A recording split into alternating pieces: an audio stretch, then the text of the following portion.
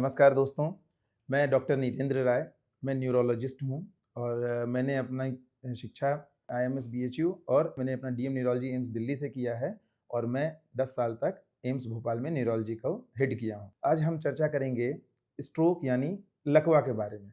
सबसे पहले सवाल आता है कि लकवा है क्या? तो दोस्तों लकवा ब्रेन की बीमारी है जिसकी वजह से हमारे अंग काम करना कम कर देते हैं। जैसे आप देखे होंगे कि अचानक रात में मरीज उठा और बिस्तर से गिर गया और उसका आधा अंग काम नहीं कर पा रहा है, ये भी एक लकवा है। अचानक उसको एक आँख से दिखना बंद हो गया, ये भी एक लकवा है।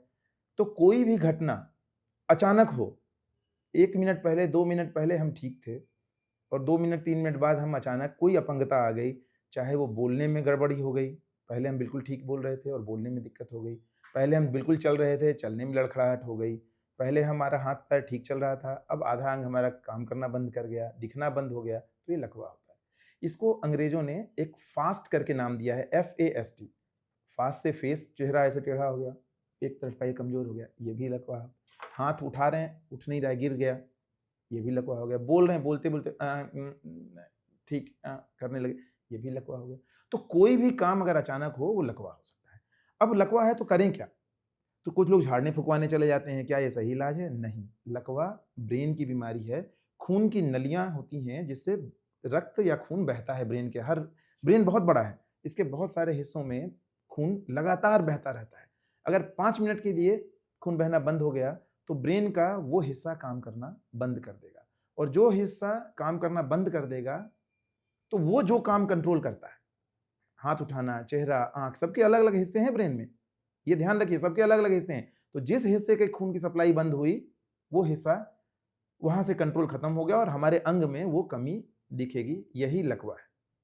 अब इसके 2 प्रकार होते हैं। एक होता है कि जैसे अब घर के नाली है, किचन नाली जा रही है, वो नाली या नल की पाइप है, वो जाम हो गई, पानी आना बंद हो गया, तो किचन में सूखा हो जाएगा।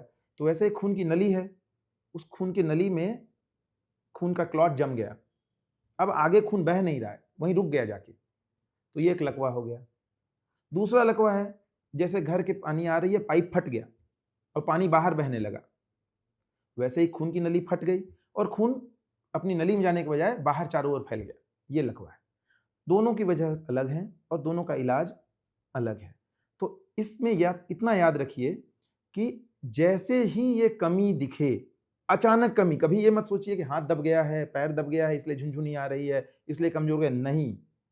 तुरंत अपने निकटतम अस्पताल में, जहाँ पे सीटी स्कैन या एमआरआई की सुविधा हो और न्यूरोलॉजिस्ट हो, वहाँ तुरंत संपर्क करिए।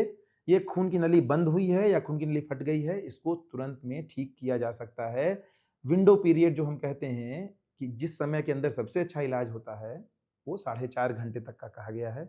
लेकिन जितनी जल्दी अगर आप 1 घंटे में पहुँचेंगे तो ज़्यादा अच्छा इलाज होगा, 2 घंटे में पहुँचेंगे तो उससे कम होगा, 4.5 घंटे में पहुँचेंगे तो और कम होगा और उसके बाद पहुँचेंगे तो इलाज की संभावनाएँ क्षीण होती चली जाती हैं।